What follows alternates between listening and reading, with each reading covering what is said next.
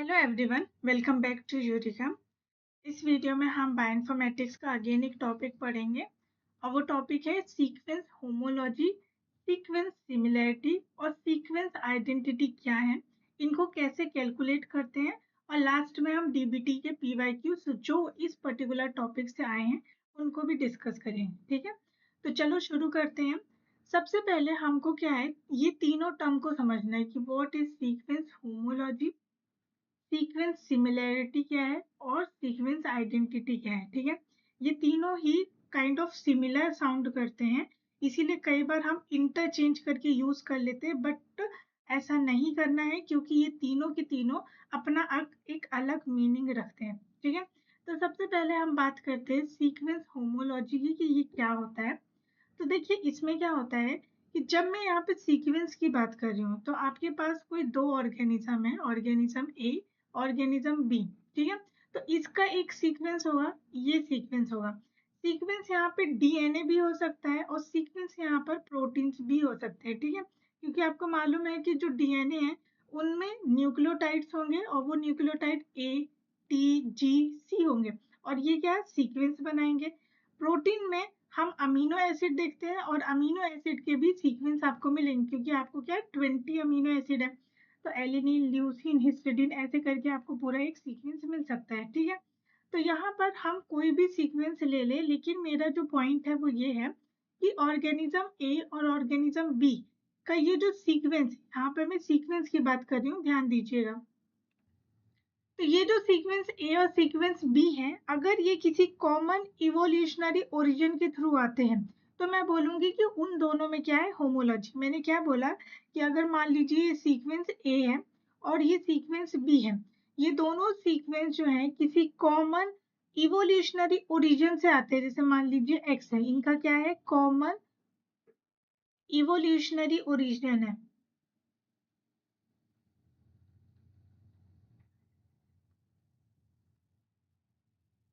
ठीक है, तो मैं बोलूंगी कि ए और बी क्या है, आपस में होमोलोगस रिलेशनशिप रखते हैं। मैं क्या बोलूंगी कि ए और बी जो है वो दोनों आपस में होमोलोगस रिलेशनशिप रखते हैं,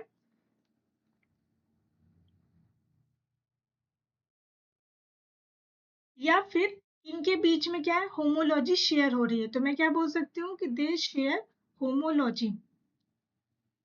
तो होमोलॉजी के लिए क्या है इम्पोर्टेंट, कि जो भी आपके पास सीक्वेंस है वो सीक्वेंस का कॉमन इवोल्यूशनरी ओरिजिन होना चाहिए। ठीक है, तो अब मैं कहूंगी कि वो दोनों सीक्वेंस जो है होमोलोगस रिलेशनशिप और होमोलॉजी को शेयर करते हैं। ठीक है, तो ये तो मेरी बात हो गई सीक्वेंस होमोलॉजी की। आई होप कि मैं यहाँ पे क्लियर हूँ। सेकेंड है मेरा सीक्वेंस सिमिलैरिटी। ठीक है, अब सीक्वेंस सिमिलैरिटी क्या होता है कि यहाँ पर सिमिलैरिटी की बात की जा रही है कि क्या ये दो सीक्वेंस जो मेरे पास हैं वो किस तरह से सिमिलर शो होते हैं, कैसे वो सिमिलैरिटी रखते हैं। राइट, तो यहाँ पर क्या होता है कि जब भी मैं सिमिलैरिटी की बात करती हूँ तो सिमिलैरिटी को मैं परसेंटेज में देखती हूँ, यानी कि परसेंटेज में कैलकुलेट करती हूँ। और इस सिमिलैरिटी के लिए मेरे पास कुछ क्या फिजियोकेमिकल प्रॉपर्टीज होनी चाहिए। उसके बेसिस में मैं ये देखती हूँ कि क्या मेरे ये दो सीक्वेंस जो ए और बी सीक्वेंस है वो दोनों सिमिलर हैं कि नहीं है। ठीक है, तो हमने क्या किया, यहाँ पे कौन कौन सी फिजियोकेमिकल प्रॉपर्टी हो सकती है, वो हो सकती है साइज, ये दोनों सीक्वेंस का साइज क्या है। ठीक है, उन दोनों सीक्वेंस का चार्ज क्या है, या फिर वो जो दोनों सीक्वेंस है उनका हाइड्रोफोबिसिटी क्या है।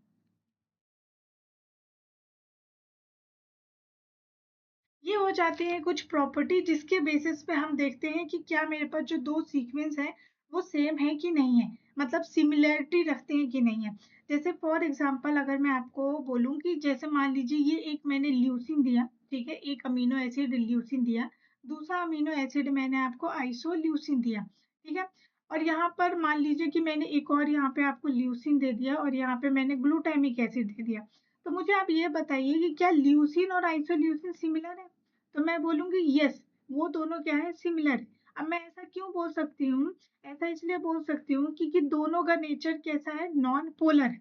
तो यहाँ पर ये जो मेरी प्रॉपर्टी थी है ना, वो कैसी है, सिमिलर हो गई, इन दोनों की प्रॉपर्टी सिमिलर हो गई, इसलिए मैं बोलती हूँ कि ये सीक्वेंस अभी सिमिलर है। ठीक है, लेकिन अगर मैं ल्यूसीन और ग्लूटामिक एसिड की बात करूं तो ल्यूसीन नॉन पोलर है, ग्लूटामिक एसिड आपका नेगेटिवली चार्ज अमीनो एसिड है। तो इन दोनों की प्रॉपर्टी कैसे हो गई, डिफरेंट हो गई। तो अब मैं बोल सकती हूँ कि ये दोनों जो है सिमिलर नहीं है।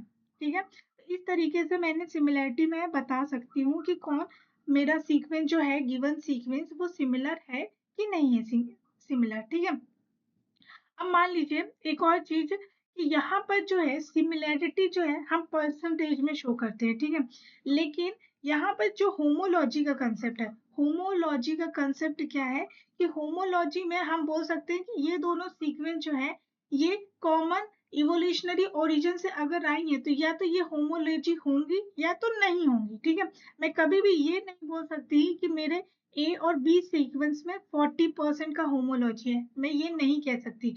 मैं ये कह सकती हूँ कि यस, ये मेरे ए और बी सीक्वेंस जो है वो 40% की सिमिलैरिटी रखते हैं, 60% की सिमिलैरिटी रखते हैं, 80% की सिमिलैरिटी रखते हैं। बट ये कहना बहुत ही गलत होगा कि ए और बी के बीच में 80% होमोलॉजी है। होमोलॉजी या तो होगी या नहीं होगी। ठीक है, तो इसलिए जो होमोलॉजी होती है वो एक क्वालिटेटिव फिनोमिना है। क्या है, क्वालिटेटिव फिनोमिना है। और जो आपका सिमिलैरिटी है, सीक्वेंस सिमिलैरिटी है, वो एक क्वांटिटेटिव फिनोमिना है। क्वांटिटेटिव का मतलब जिसको आप मेजर कर सकते हो। यहाँ पे आप क्वालिटी बता सकते हो कि ईदर दिस और ईदर दैट, लेकिन यहाँ पे क्वांटिटेटिव में आप प्रॉपर क्वांटिटी परसेंटेज में चेक करके बता सकते हो कि कितने परसेंट सिमिलैरिटीज होता है। ठीक है, तो ये हो गया। अब हमारे पास तीसरा टर्म आता है सीक्वेंस आइडेंटिटी। ठीक है, अब देखिए सीक्वेंस आइडेंटिटी क्या होता है। तो अगर हम सीक्वेंस आइडेंटिटी को देखें तो यहाँ पर जो है सीक्वेंस आइडेंटिटी और सिमिलैरिटी में बहुत कंफ्यूजन होता है। कई बार हम दोनों को सेम ही कंसीडर कर लेते हैं, बट ऐसा नहीं है। लेट सपोज करिए कि सीक्वेंस आइडेंटिटी के लिए मैं आपको दो सीक्वेंस देती हूँ। ठीक है, एक सीक्वेंस 1 है और दूसरा सीक्वेंस 2 है। सीक्वेंस 1 का मैंने एक मान लीजिए कि मैंने कोई भी इस तरीके से अमीनो एसिड लिख दिया। ठीक है, मान लीजिए कि आपका ये कोई भी एक मैं अमीनो एसिड सीक्वेंस दे देती हूँ। लेट सपोज करिए कि मैं यहाँ पर सीक्वेंस 1 में क्या अमीनो एसिड का सीक्वेंस दे देती हूँ।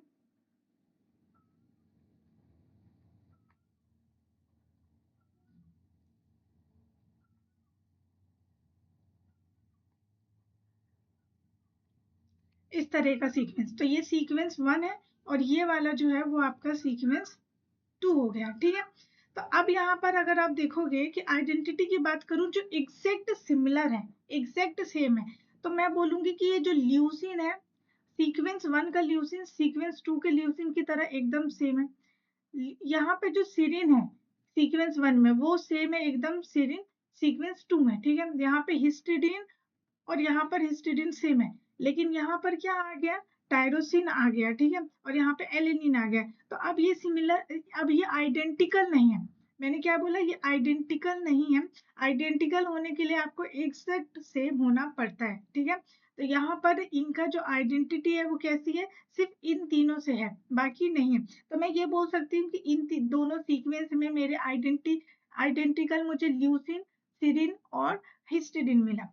ठीक है, तो ये हो गया आइडेंटिटी। आई होप कि मैं यहाँ पे क्लियर हूँ और आपको इन तीनों ही वर्ड का मीनिंग समझ में आ गया। तो अगर आपके पास कोई दो सीक्वेंस दी गई है, ठीक है, उसमें से आपको या तो सिमिलैरिटी कैलकुलेट करना आता है या आइडेंटिटी कैलकुलेट करना आता है। ओके, और जो आइडेंटिटी है ना, इसको भी हम परसेंटेज में कैलकुलेट करते हैं। ठीक है, तो जो सिमिलैरिटी और आइडेंटिटी है इन दोनों को हम परसेंटेज में कैलकुलेट कर सकते हैं। ठीक है, चलिए अब यहाँ पे अगर मैं कैलकुलेट करने का तरीका आपको बताऊं कि जैसे मैंने वहां पे बोला था कि हम कैलकुलेट कर सकते हैं, तो यहाँ पर क्या होगा, अगर मैं सीक्वेंस सिमिलैरिटी की बात करूं तो ये आपके पास फॉर्मूला होता है। इस फॉर्मूला के थ्रू जो है आप सीक्वेंस सिमिलैरिटी कैलकुलेट कर सकते हो। अगर आपको कोई दो सीक्वेंस दिए हैं, मान लीजिए कि एक सीक्वेंस ए ये वाला है और दूसरा सीक्वेंस ये वाला है। ठीक है, और आपको बोला है कि अब इन दोनों के बीच में सीक्वेंस सिमिलैरिटी आपको कैलकुलेट करना है। ठीक है, अगेन देखिए यहाँ पे सिमिलैरिटी है और यहाँ पे आइडेंटिटी है। ठीक है, इसीलिए मैंने पहले इन दोनों वर्ड को बहुत क्लियर करने की कोशिश की है ताकि आप कंफ्यूज ना हो कि ये चीजें कैसे कर रहे हैं। ठीक है, तो यहाँ पर क्या हो जाता है कि जब हम सिमिलैरिटी की बात करते हैं तो ये फॉर्मूला आपके पास निकल के आ जाता है, जिसमें एस तो जो है वो आपका परसेंटेज बताता है सीक्वेंस सिमिलैरिटी का। ठीक है, हमें परसेंटेज में कैलकुलेट करना है, इसलिए मैं इंटू 100 कर रही हूँ, राइट। और यहाँ पे जो एल एस है, देखिए एल एस का मतलब होता है कि कितने नंबर ऑफ अलाइंड रेसिड्यू हैं जिनका सिमिलर कैरेक्टरिस्टिक है। अभी मैं जब आपको क्वेश्चंस करवाऊंगी तो ये चीजें बहुत ही आराम से आपको क्लियर हो जाएंगी। बस यहाँ पे अभी फॉर्मूला समझ लेते हैं, ठीक है। तो यहाँ पर आपको वो सीक्वेंस रखना है, वो नंबर ऑफ अलाइंड रेसिड्यू रखना है जो सिमिलर प्रॉपर्टी शो करते हैं, ठीक है। जो मैंने फिजियोकेमिकल प्रॉपर्टी की बात की थी ना, वही यहाँ पे चलाता है। और टू का मतलब है कि मेरे पास कितनी सीक्वेंस है, जैसे इस केस में मेरे पास 1 और 2 दो ही सीक्वेंस है, तो मैंने इंटू 2 कर दिया, ठीक है। एल ए और एल बी क्या है, एल ए जो है टोटल लेंथ बताता है हर एक सीक्वेंस का। जैसे ए के पास अगर टोटल लेंथ कितने रेसिड्यू का कितना टोटल लेंथ है, जैसे मान लीजिए यहाँ पे 10 रेसिड्यू है और यहाँ पे भी 10 रेसिड्यू है, तो यहाँ पर कितना 10 और 10 आ जाएगा, दोनों का लेंथ 10 आ जाएगा, ठीक है। तो ये इस तरीके से मैं सिमिलैरिटी निकालती हूँ।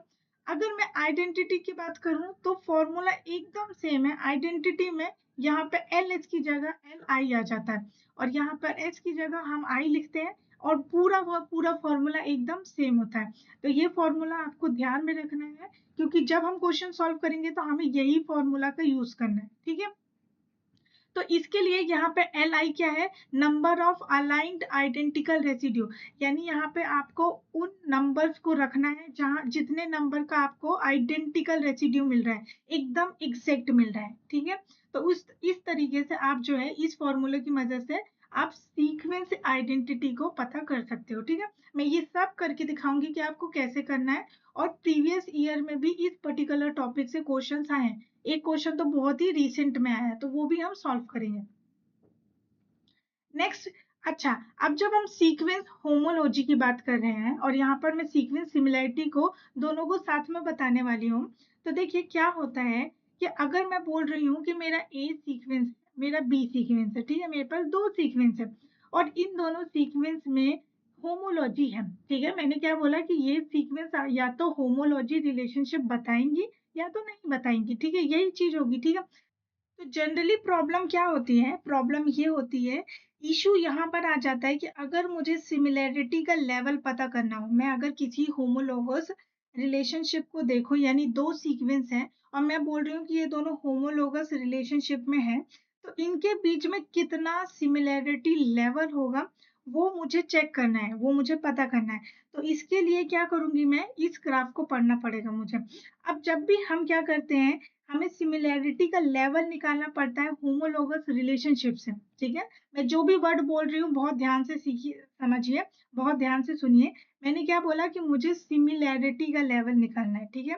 सिमिलैरिटी का लेवल निकालना है कहाँ पर, होमोलोगस रिलेशनशिप जो मुझे दिया है कि यहाँ पर ये दोनों सीक्वेंस होमोलोगस है, ठीक है। अब इस होमोलोगस सीक्वेंस से मुझे सिमिलैरिटी का लेवल पता करना है। तो इसको पता करने के लिए मैं दो पैरामीटर्स को चूज करती हूँ, मेरे पास मैं दो चीजों पे डिपेंड रहती हूँ बेसिकली। पहला हो जाता है मेरे पास टाइप ऑफ सीक्वेंस, कि मेरे पास सीक्वेंस किस तरह का है, ठीक है। दूसरा आ जाता है लेंथ ऑफ द सीक्वेंस, ठीक है, कि सीक्वेंस की लेंथ क्या है, तो आ जाता है लेंथ ऑफ सीक्वेंस, ठीक है। अच्छा, इन दोनों को थोड़ा सा डिटेल में बता के फिर वापस हम इस ग्राफ में आते हैं, ठीक है। तो मैंने आपको क्या दो फैक्टर बताया, एक मैंने आपको बताया कि क्या है आपका टाइप ऑफ सीक्वेंस क्या है, ठीक है। अब आपका टाइप ऑफ सीक्वेंस कुछ भी हो सकता है, इट कैन बी प्रोटीन और इट कैन बी डीएनए, ठीक है। ये दोनों में से कोई भी आपका सीक्वेंस हो सकता है, किसी भी तरह का सीक्वेंस आप चूज कर सकते हो, ठीक है। तो अगर हम डीएनए की बात कर रहे हैं तो डीएनए में हम किसके सीक्वेंस देखते हैं, न्यूक्लियोटाइड्स के, ठीक है, न्यूक्लियोटाइड्स के सीक्वेंस देखते हैं। और आपके पास जो न्यूक्लियोटाइड होते हैं वो कौन कौन से होते हैं, ए, टी, जी और सी, ठीक है, ये पूरे न्यूक्लियोटाइड होते हैं।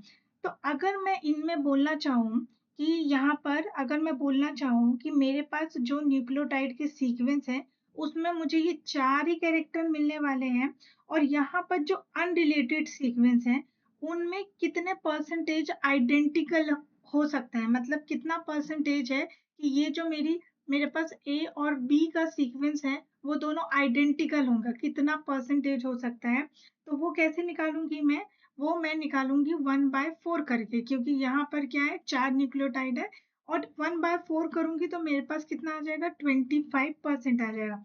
और ये जो 25% मेरे पास आया है वो ये बताता है कि ये जो अनरिलेटेड सीक्वेंस है, ये जो अनरिलेटेड सीक्वेंस है ये 25% चांसेस है कि ये आइडेंटिकल हो सकती है। मैंने क्या कहा, अच्छे से ध्यान से सुनिए। मैंने ये कहा कि ये दोनों अनरिलेटेड सीक्वेंस है, मुझे नहीं पता कि ये दोनों सीक्वेंस जो मुझे मिली है वो रिलेटेड है एक दूसरे से कि नहीं रिलेटेड है, बट अगर मैं ये चांस लगाना चाहूँ या फिर ऐसा कुछ सोचूं कि ये जो अनरिलेटेड सीक्वेंस है इनमें कितने परसेंट चांस या कितना पॉसिबिलिटी हो सकती है कि ये मुझे आइडेंटिकल मिले यानी कि सेम मिले, तो वो परसेंटेज है मेरे पास 25%। ठीक है, समझ में आप। इसी तरीके से अगर मैं प्रोटीन की बात करूं कि मान लीजिए ए और बी जो है वो अमीनो एसिड के सीक्वेंस है, तो यहाँ पर भी मैं सेम ये चेक करूंगी कि ये जो दो अनरिलेटेड सीक्वेंस है इन सीक्वेंस में कितने परसेंट चांस है कि मुझे आइडेंटिकल सीक्वेंस मिल जाएंगे, आइडेंटिकल होने के इनके कितने चांसेस हैं। तो प्रोटीन के केस में अगर मैं यहाँ पे आपको बताऊं कि प्रोटीन के केस में क्या हो रहा है, मेरे पास 20 अमीनो एसिड है। प्रोटीन में क्या है, अमीनो एसिड हमारे पास 20 अमीनो एसिड होते हैं, स्टैंडर्ड अमीनो एसिड। तो मैं यहाँ पे 1/20 करूंगी तो मेरे पास कितना निकल के आएगा 5%। तो मैं क्या बोलूंगी कि मेरे पास जो है 5% चांसेस है, 5% ये चांसेस है कि यहाँ पर मुझे जो मेरे सीक्वेंसेस हैं अनरिलेटेड सीक्वेंसेस हैं वो मुझे आइडेंटिकल मिलेंगे। और कितने चांसेस इसके, 5% चांसेस है। ठीक है, इन इन बातों का मतलब समझ में आया, फर्स्ट थिंग। अब सेकेंड वाली बात जो मैंने कही थी कि यहाँ पर सेकेंड में हम बोलते हैं कि length of the sequence important है। मैंने क्या बोला कि सेकेंड ये है कि यहाँ पे मुझे सीक्वेंस की लेंथ इंपॉर्टेंट है, सीक्वेंस की लेंथ यहाँ पर दूसरा पॉइंट हो जाता है कि इंपॉर्टेंट है।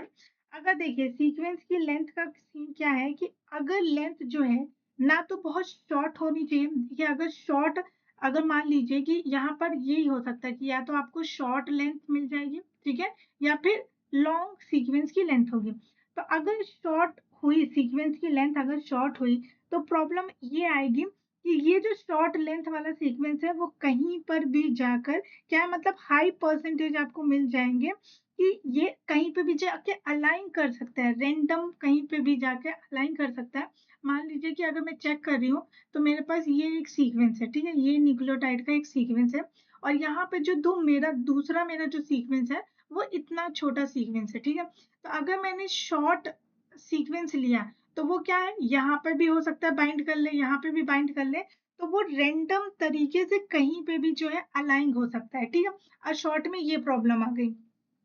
और अगर मैंने बहुत लॉन्ग सीक्वेंस लिया तो प्रॉब्लम ये आएगी कि जितना ज्यादा लॉन्गर सीक्वेंस होगा उतना ही ज्यादा मतलब लेस लाइकली है कि आपको जो है मैचिंग मिलेगा, मतलब सिमिलरिटी का लेवल आप जब चेक कर रहे हो तो सेम लेवल का मैचिंग मिलना यहाँ पे मुश्किल हो जाता है। क्योंकि अगर मान लीजिए बहुत बड़ा लेंथ है तो उसको बहुत ज्यादा टाइम लगेगा अपना मैचिंग ढूंढने के लिए और हो सकता है कि आपको एग्जैक्ट मैच मिले भी ना, ठीक है। तो ये जो है दो प्रॉपर्टीज होती है जो मेजर तरीके से वर्क करती है। तो अब हम अपने ग्राफ में आ जाते हैं। तो हमारा ग्राफ क्या बोल रहा है कि यहाँ पर देखिए ये y एक्सिस है और ये x एक्सिस है, ठीक है, ये y और ये x एक्सिस है। तो y एक्सिस में आपको सीक्वेंस आइडेंटिटी बताई है और x एक्सिस में सीक्वेंस की लेंथ बताई है, ठीक है। तो अब यहाँ पर होता क्या है, तो अब मैं क्या करती हूँ दो सीक्वेंस ले लेती हूँ। मान लीजिए सीक्वेंस ए लिया मैंने और सीक्वेंस बी लिया, ठीक है। ये क्या है, मेरे फुल लेंथ के दो सीक्वेंस हैं जो एक दूसरे से अलाइन कर रहे हैं, ठीक है। और ये 100 रेसिड्यू लॉन्ग है, कैसे है, 100 रेसिड्यू लॉन्ग है, यानी कि इसमें 100 रेसिड्यूज हैं, ठीक है। तो अगर अब मुझे ये डिटरमाइन करना है कि होमोलॉजी रिलेशनशिप इन दोनों प्रोटीन सीक्वेंस में कितना होगा, कैसे पता करूंगी मैं, ऐसे पता करूंगी कि अगर मुझे जो है आइडेंटिटी, मैंने क्या बोला, अगर मुझे आइडेंटिटी जो है इन दोनों सीक्वेंस में अगर मुझे आइडेंटिटी 30% या फिर हाइयर मिलती है, मैं यहाँ पर जो टर्म यूज कर रही हूँ ना वो बहुत इंपॉर्टेंट है कि अगर मुझे इन दोनों सीक्वेंसेस का होमोलॉजी रिलेशनशिप डिटरमाइन करना है, तो अगर मेरे पास आइडेंटिटी, मैं यहाँ पे लिख देती हूँ आइडेंटिटी, अगर मुझे आइडेंटिटी 30% या उससे ज्यादा मिल रही है, तो मैं बोलूंगी कि ये कैसे है, क्लोज होमोलॉजी शेयर करते हैं। ठीक है, और इस क्लोज होमोलॉजी को जब ये शेयर कर रहे हैं तो ये एक सेफ जोन में आते हैं, ये होता है सेफ जोन।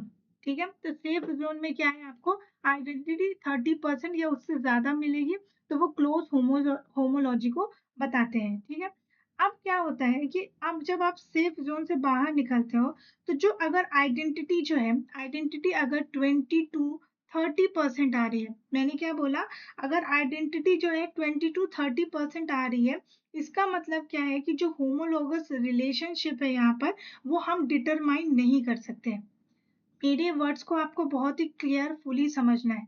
अगर 20 to 30% अगर आइडेंटिटी आ रही है, इसका मतलब कि इस स्टेज में आप होमोलोगस रिलेशनशिप डिटरमाइन नहीं कर सकते हो। ठीक है, डिटरमाइन करना बहुत ही मुश्किल हो जाता है, और ये जो जोन होता है उसको हम ट्यूलाइट जोन बोलते हैं। क्या बोलते हैं, ट्यूलाइट जोन। ठीक है, नेक्स्ट आता है कि अगर मान लीजिए मेरी आइडेंटिटी जो है, ये जो दो सीक्वेंस की आइडेंटिटी है, वो मुझे 20% मिल रही है या 20% से बिलो मिल रही है। ठीक है, 20% से बिलो अगर आ रही है, तो यहाँ पर मैं बोलूंगी कि मेरी जो दो सीक्वेंस है, ये नॉन रिलेटेड है, एक दूसरे से रिलेटेड नहीं है ये सीक्वेंस। तो इस वाले जोन में क्या होता है कि यहाँ पे नॉन रिलेटेड सीक्वेंस मिलती है। ठीक है, और इस जोन को हम मिड नाइट जोन बोलते हैं। ये तीनों ही जोन इम्पोर्टेंट है, और आई होप कि मैंने इन तीनों को आपको अच्छे से समझाया हो, क्योंकि यहाँ पर मुझे आइडेंटिटी देखना है, तो आइडेंटिटी देख के मैं बता सकती हूँ कि ये होमोलॉजी रखते हैं कि नहीं रखते हैं। तो अगर आइडेंटिटी 30% है, तो ये क्लोज होमोलॉजी रखते हैं। आइडेंटिटी अगर 20 to 30% आ रही है, तो आप ट्यूलाइट जोन में आते हो, जहां पर होमोलॉजी डिटरमाइन करना काफी अनसर्टेन और मुश्किल हो जाता है। मिड नाइट जोन में 20% से कम होता है आइडेंटिटी, और यहाँ पर मैं बोल सकती हूँ कि ये जो दो सीक्वेंस ए और बी सीक्वेंस है, जो 100 रेसिड्यू के मेरे पास थे, ये दोनों कैसे नॉन रिलेटेड है। ठीक है, अब अगर आप ये क्वेश्चन पूछोगे कि आप मुझे आइडेंटिटी कैसे पता चलेगी, तो वो जो मैंने फॉर्मूला आपको आइडेंटिटी का बताया था ना, उसी फॉर्मूले की वजह से आप पता करोगे कि आपकी कितनी आइडेंटिटी निकल रही है इन सीक्वेंस के, और उसी आइडेंटिटी के बेसिस में आप ये डिसाइड करोगे कि वो सेफ जोन में है, ट्यूलाइट जोन में है, या मिड लाइट जोन में है।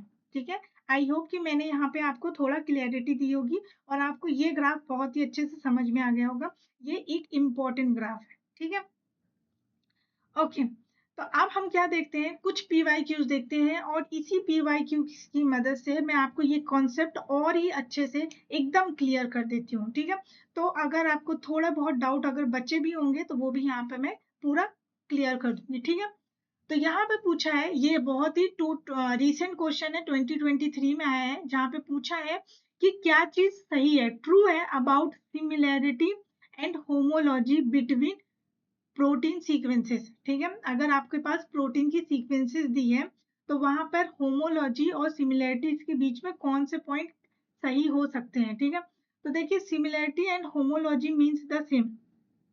मैंने आपको पहली ही लाइन में बताया था कि सिमिलैरिटी, होमोलॉजी और आइडेंटिटी, ये तीनों अलग अलग वर्ड हैं, और तीनों के अलग अलग मीनिंग है। वो बात अलग है कि कई बार हम इसको इंटरचेंज करके यूज कर लेते हैं, बट वो एकदम करेक्ट नहीं है, तीनों वर्ड्स अलग अलग हैं। ठीक है, तो यहाँ पर ये बोल रहे हैं कि ये दोनों चीजें सेम है, तो मैंने आपको बताया कि ये सेम नहीं है। सेकेंड पॉइंट बोल रहे हैं, similarity is a mathematically term. तो क्या सिमिलैरिटी मैथमेटिकली टर्म है? मैथमेटिकली टर्म का मतलब है कि आप इसको कैलकुलेट कर सकते हो। तो मैंने आपको क्या बताया कि होमोलॉजी एक क्वालिटेटिव फिनोमिना है, क्वालिटेटिव फिनोमिना है, और जबकि आपका सिमिलैरिटी जो है क्वांटिटेटिव फिनोमिना है। क्वांटिटेटिव का मतलब जिसको आप कैलकुलेट कर सकते हो इन परसेंटेज, आइडेंटिटी को भी आप कैलकुलेट कर सकते हो इन परसेंटेज, बट होमोलॉजी को यू कांट कैलकुलेट, है ना, या तो आप बोलोगे होमोलॉजी है और नहीं है। ठीक है, तो ये हो जाता है क्वालिटेटिव फिनोमिना। तो यस, यहाँ पर मैं क्या कर रही हूँ, ये एक मैथमेटिकली टर्म है क्योंकि मैं इसको परसेंटेज में कैलकुलेट कर पा रही हूँ, तो ये हो गया सही। Homology is a mathematically term? No, मैंने आपको पहले ही बताया था कि होमोलॉजी को हम मेजर नहीं कर सकते, कैलकुलेट नहीं कर सकते, और इसी ये क्वालिटेटिव है, तो ये तो नहीं होना चाहिए। अब यहाँ पे बोल रहे हैं कि होमोलॉजी और सिमिलैरिटी दोनों ही मैथमेटिकली टर्म है, तो नो। देखिए कितना इजी कंसेप्ट था, है ना, कितना इजी क्वेश्चन था। अगर आपको इसके पीछे का कंसेप्ट पता है तो आप तुरंत बता दोगे कि इसका आंसर सेकेंड है। ठीक है, नेक्स्ट पीवाईक्यूज करते हैं। इस वाले पीवाईक्यूज में क्या पूछा है कि in protein sequence analysis twilight zone refers to the evolutionary distance corresponding to about. अब यहाँ पे कौन सा टू लाइट जोन की बात हो रही है, तो आपको पता है कि ये टू लाइट जोन का परसेंटेज 20 से 30% के बीच में रहता है। ठीक है, अब यहाँ पे इन्होंने 60% दिया है, जो नहीं होगा। 90% ऑब्वियसली नहीं होगा। 85% नहीं होगा, तो आपके पास बच के निकल के आता है 30 ही परसेंटेज। आई नो कि ये बहुत एक्यूरेट नहीं है, लेकिन हमको नियर टू आंसर जाना है, तो इसलिए 30% इज द ओनली ऑप्शन जो हम यहाँ पे चूज कर सकते हैं। ठीक है, नेक्स्ट है ये क्वेश्चन जहां पर आपको क्या है, अब यहाँ पे आपको कैलकुलेशन करना है कि यहाँ पे क्या बोला है आपको, an alignment of two protein sequences.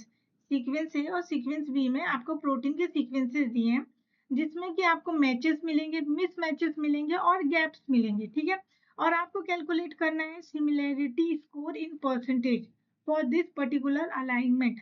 तो अब जब हम सिमिलैरिटी परसेंटेज देखेंगे, सिमिलैरिटी परसेंटेज निकालने का जो मैंने आपको फॉर्मूला बताया था, वो फॉर्मूला कैसे होता है, इस फॉर्मूला के बेसिस पे आप ये क्वेश्चन सॉल्व कर सकते हो। इसीलिए फॉर्मूला याद करना इंपॉर्टेंट हो जाता है। ठीक है, मैंने आपको पहले ही बताया था कि फॉर्मूला कितना इंपॉर्टेंट है यहाँ पर। तो अगर मैं सीक्वेंस सिमिलैरिटी की बात कर रही हूँ, तो सीक्वेंस सिमिलैरिटी में हमारा जो फॉर्मूला होता है वो होता है S equal to LS into 2 divide by LA plus LB into 100। ये आपका सीक्वेंस सिमिलैरिटी का फॉर्मूला होता है। तो जब आप इस फॉर्मूले में आपको वैल्यूज रखनी है, ठीक है, तो S तो आपको मालूम है कि ये सीक्वेंस सिमिलैरिटी या फिर सिमिलैरिटी स्कोर है। ठीक है, LS का मतलब क्या है कि वो sequence number of aligned residue जिनके पास सिमिलर सिमिलर कैरेक्टरिस्टिक हो। ठीक है, ये चीज अभी आपको ये ध्यान देना है कि जब भी हम सिमिलैरिटी की बात करते हैं ना, तो यहाँ पे मैंने आपको क्या सिखाया है कि एक होता है हमारे पास सिमिलैरिटी, दूसरा होता है हमारे पास आइडेंटिकल। तो आपको ये ध्यान रखना है कि जब भी हम सिमिलैरिटी की बात करें तो यहाँ पर हमारे पास सिमिलर रेसिड्यू आते हैं और प्लस आइडेंटिकल रेसिड्यू अपने आप चले आते हैं। मैंने क्या बोला कि सिमिलैरिटी की बात जब हम करेंगे तो यहाँ पे हमें सिमिलर सीक्वेंसेस भी लेना है, यानी सिमिलर रेसिड्यू भी लेना है और आइडेंटिकल रेसिड्यू भी लेना है, क्योंकि ये अपने आप इंक्लूड हो जाते हैं। और जब मैं आइडेंटिकल की बात करूंगी तो यहाँ पे सिर्फ आइडेंटिकल रेसिड्यू ही मैं काउंट करूंगी। ठीक है, ये चीज क्लियर है। तो अब यहाँ पर क्या है कि मुझे पहले क्या देखना है कि मुझे यहाँ पे सिमिलैरिटी स्कोर निकालना है, तो मुझे ये देखना पड़ेगा कि क्या क्या चीजें यहाँ पर सिमिलर है और क्या आइडेंटिकल है। ठीक है, तो यहाँ पर हम पहले आइडेंटिकल देख लेते हैं। तो आइडेंटिकल मेरे पास कितना है, एक, दो, तो यहाँ पे मेरे पास एक आइडेंटिकल हो गया। ये और ये दोनों भी सेम है, तो ये मेरे पास दूसरा आइडेंटिकल हो गया। फिर ये और ये सेम है, ये और ये भी सेम है, तो ये तीसरा और ये चौथा आइडेंटिकल हो गया। ठीक है, ये और ये सब सेम है, तो यहाँ पे मेरे पास ये भी आइडेंटिकल, ये भी आइडेंटिकल, ये भी आइडेंटिकल, तो ये 5 6 और 7, तो मेरे पास कितने सिमिलर आए, मेरे पास आए जो है यहाँ। और सिमिलर की मैं बात करूँ तो ये देखिए गैप है। अब गैप से तो आप किसी तरह की कोई सिमिलैरिटी नहीं निकाल सकते। ठीक है, तो आपके पास जो टोटल LS आ रहा है वो कितना हो गया, 7, तो आप 7 हो गया। अब यहाँ पे LA और LB निकालना है, तो LA आपका क्या है, length of the sequence length है, तो यहाँ पे कितना है 1 2 3 4 5 6 7 8 9 10, तो यहाँ पे कितना है पूरा 10 लेंथ है। यहाँ पर 1 2 3 4 5 6 7 8 9 10, तो यहाँ की भी लेंथ कितनी है, 10 है। तो LA का लेंथ 10 और LB का लेंथ भी 10 है। तो अब हमें सिंपली क्या करना है, इन सभी चीजों को फॉर्मूले में पुट कर देना है। तो S इक्वल टू LS की वैल्यू है 7, इंटू 2, एल है 10 प्लस 10 इंटू 100%, क्योंकि हम परसेंटेज में निकाल रहे हैं इसीलिए। तो इसको कैलकुलेट करेंगे तो आएगा 7 इंटू 2 40 प्लस यहाँ पर आ जाएगा 20 इंटू 100, राइट। अब आप यहाँ पे सॉल्व करोगे तो ये कुछ इस तरीके से निकल के आ जाएगा 70। तो आपका जो आंसर निकल के आ रहा है वो क्या है 70। तो यहाँ पर मेरा जो राइट आंसर निकल के आ गया वो हो गया 70। तो यहाँ पे सिमिलरिटी स्कोर मुझे कितना 70% मिला। ठीक है, आई होप कि ये क्वेश्चन क्लियर है। नेक्स्ट क्वेश्चन, ये क्वेश्चन क्या है, ये वाला क्वेश्चन जो है वो गेट के PYQ से लिया है मैंने। जस्ट आपको सिमिलैरिटी और आइडेंटिटी को प्रॉपर तरीके से समझाने के लिए ये क्वेश्चन मैंने इंक्लूड किया है। ठीक है, तो अब इस क्वेश्चन में आपको सिमिलैरिटी का परसेंटेज बताना है, आइडेंटिटी का परसेंटेज बताना है इन दो गिवन पेप्टाइड सीक्वेंसेस में कि कितना होगा। ठीक है, तो अब पहले हम आइडेंटिटी का निकाल लेते हैं। आइडेंटिटी में यहाँ पे मैंने क्या बोला कि जब भी मैं आइडेंटिकल बोलूंगी तो वहां पे सिर्फ आइडेंटिकल सीक्वेंस ही शामिल होंगे। ठीक है, तो अगर मैं आइडेंटिटी निकाल लूं तो यहाँ पे सिर्फ आइडेंटिकल सीक्वेंस ही जो होंगे शामिल होंगे, आइडेंटिकल सीक्वेंस ही शामिल होंगे। Sorry for this spelling, 1 minute में इरेज करके राइट स्पेलिंग लिख देती हूँ। आइडेंटिकल, ठीक है। लेकिन जब भी हम सिमिलैरिटी की बात करेंगे तो सिमिलैरिटी पे मैं इंक्लूड करूंगी सिमिलर वाले भी और आइडेंटिकल वाले भी। क्या बोला मैंने यहाँ पर कि यहाँ पर सिमिलर भी इंक्लूड होंगे और आइडेंटिकल भी इंक्लूड होंगे। तो पहले मैं निकाल लेती हूँ आइडेंटिकल। तो मैं यहाँ पे सीक्वेंस आइडेंटिटी निकाल लेती हूँ। ठीक है, तो जब हम सीक्वेंस आइडेंटिटी निकालेंगे तो इसका फॉर्मूला आपको पता है कि इसका फॉर्मूला क्या होगा। यहाँ पर सीक्वेंस आइडेंटिटी का फॉर्मूला जो है वो आपको ध्यान में रखना पड़ेगा और वो फॉर्मूला होता है I equal to LI into 2 upon LA plus LB into 100। ठीक है, तो LI क्या है, LI आपका वो रेसिड्यू है जो एकदम क्या है आइडेंटिकल है। ठीक है, वो रेसिड्यू है। तो यहाँ पे हम देख लेते हैं एलिनिन एलिनिन, एलिलीन एलिनिन, तो ये जो है आइडेंटिकल है दोनों। ठीक है, फिर उसके बाद आर्जिनिन आर्जिनिन, ये दोनों आइडेंटिकल है। ग्लूटामाइन ये आइडेंटिकल है। Then phenylalanine phenylalanine, threonine lysine, isoleucine isoleucine, methionine methionine, और बस ये सब क्या है आइडेंटिकल है। ठीक है, तो मेरे पास कितने नंबर निकल के आ गए 1 2 3 4 5 6 7 8 9। तो मेरे पास एल जो है LI जो है वो 9 रेसिड्यू निकल के आ गया। और अगर मैं LA और LB की बात करूं तो LA कितना है 1 2 3 4 5 6 7 8 9 10 11 12 13 14 15, टोटल 15। और यहाँ पे भी टोटल 15। ठीक है, ये हो गया 15 और ये भी हो गया 15। तो आप सिंपली आपको फॉर्मूले में पुट करना है तो आपका आंसर क्या निकल के आएगा। जब आप फॉर्मूले में पुट करोगे तो ये आएगा 9 इंटू 2 अपॉन 15 इंटू 15, सॉरी यहाँ पे प्लस है, इंटू नहीं है, यहाँ पर प्लस है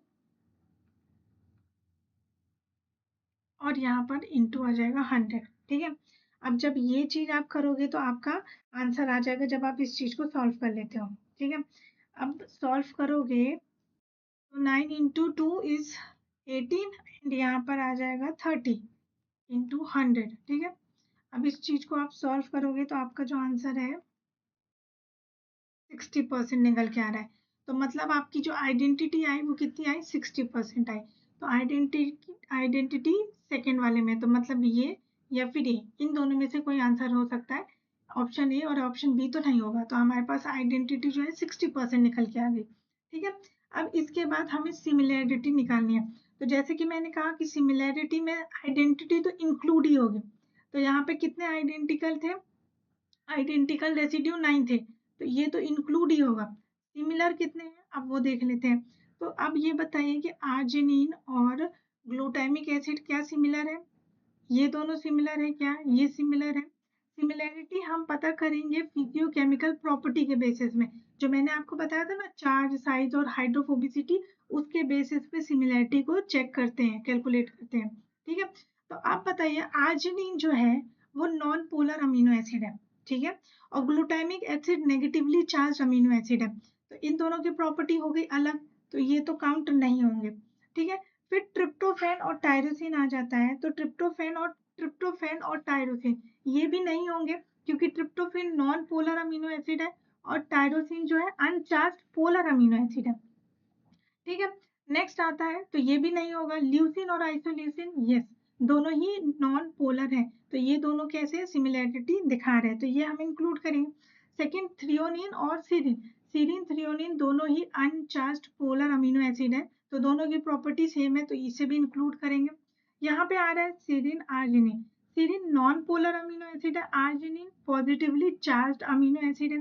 ठीक है, तो ये दोनों इंक्लूड नहीं होंगे। ग्लूटामिक एसिड नेगेटिवली चार्ज है और एस्पार्टिक एसिड नेगेटिवली चार्ज है, तो इन दोनों की प्रॉपर्टी सेम हो गई, तो ये इंक्लूड होगा। तो कौन कौन से आगे सिमिलर में, 1 2 3, तो यहाँ पे सिमिलर में कितने आ गए, 3। अब 3 + 9 कितना होगा, टोटल आ गया हमारे पास 12, तो सिमिलैरिटी मेरे पास 12 आ गई, तो मैं यहाँ पे सिमिलैरिटी में क्या कर सकती हूँ, 12 × 2 करूंगी, और लेंथ तो दोनों की सेम है, यानी कि 15 प्लस, अगेन यहाँ पे प्लस आएगा, और यहाँ पर आ जाएगा 100, क्योंकि हमको परसेंटेज में निकालना है। जब आप इसको सॉल्व करोगे तो इसका आंसर 2430 इंटू 100, और इसको सॉल्व करने के बाद जो है वो आपका आंसर 80% आ रहा है, तो मतलब आपके पास सिमिलैरिटी कितनी आई, 80% आई। ठीक है, तो 80% आपके पास सिमिलैरिटी निकल के आ रही है। ओके सॉरी, 80% सिमिलैरिटी आ रही है और 60% हमारे पास आइडेंटिटी आ रही है, तो 60% आइडेंटिटी यहाँ पर भी है, यहाँ पर भी है और यहाँ पर भी है। ठीक है, अब हमें जो है सिमिलैरिटी निकालना था, तो सिमिलैरिटी या तो 80% होगी, 60% या 90%, हमारा आंसर निकल के आ रहा है 80%, तो मतलब सिमिलैरिटी जो है वो 80% निकल के आ गई है, तो इसलिए ये ऑप्शन हो सकता है, ये ऑप्शन ही है एक्चुअली में, ये ऑप्शन क्या है, करेक्ट है, क्योंकि हमारा सिमिलैरिटी 80% आया है और आइडेंटिटी 60% निकल के आया है। ठीक है, तो आई होप कि ये क्वेश्चन आपको समझ में आया हो, इससे क्लियर हो गया हो कि जब सिमिलैरिटी निकालना है तो मुझे इन दोनों को इंक्लूड करना है, आइडेंटिटी में सिर्फ मैं आइडेंटिकल रेसिड्यू को ही इंक्लूड करूंगी।